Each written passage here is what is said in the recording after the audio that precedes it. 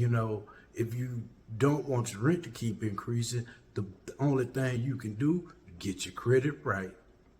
You know, when I do a couple of videos about credit on here 2 or 3 times a month, you can check that out, or you can check other channels out.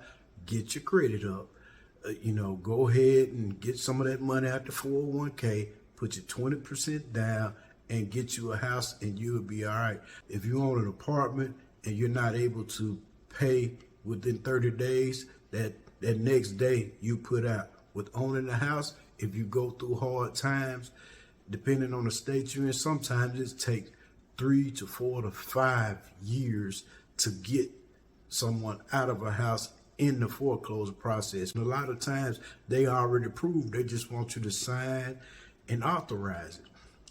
And up where I'm originally from, Tennessee, it still houses for $50,000. Because when you stuff them envelopes, it's not making you no money. But if you do, like I said, and invest in ground floor, it is at least is making you 10% return on your little bit of money, and that's how you get out of poverty.